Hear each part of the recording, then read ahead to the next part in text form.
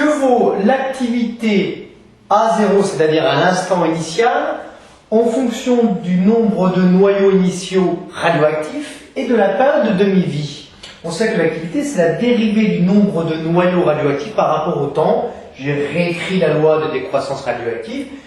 Et je vous rappelle que la dérivée par rapport au temps de l'exponentielle de A fois T, A étant un terme constant, est égale à A fois exponentielle de A fois T. Avec ça, on peut démarrer. L'activité donc est égale à l'opposé de la dérivée par rapport au temps du nombre de noyaux radioactifs, c'est-à-dire N0 fois exponentielle de moins ln de 2 fois t divisé par t1 demi. Ça, c'est tout simplement le terme constant. Autrement dit, on peut sortir n0 parce qu'il ne dépend pas du temps, ce qui nous donne pour l'activité A égale moins n0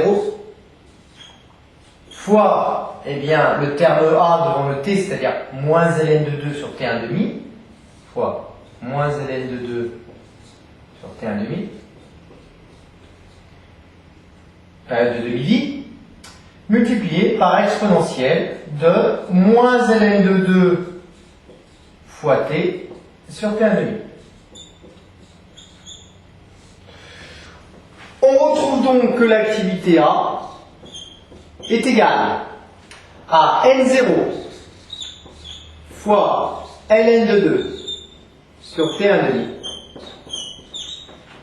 fois exponentielle de moins t fois ln de 2 sur t1 demi.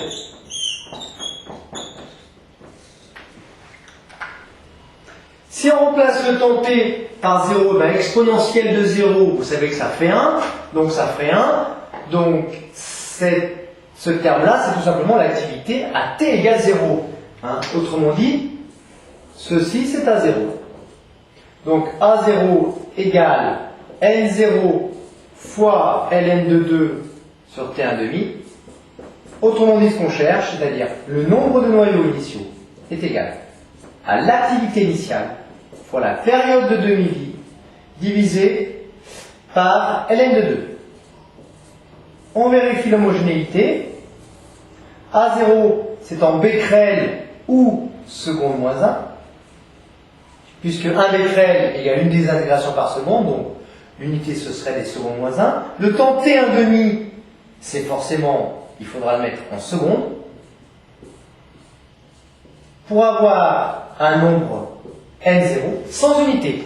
On passe à l'application numérique. Donc l'application numérique, l'activité initiale 30 000 désintégrations par seconde, 30 000 becquerels, fois 30 ans, 30 fois 365 jours, fois 24 heures, parce qu'il y a 24 heures dans une journée, et 3600 secondes, parce qu'il y a 3600 secondes dans une heure, ce qui nous donne 4,09 fois 10 puissance 13 noyaux radioactifs. On encadre de façon à ce que ça apparaisse clairement sur votre copie.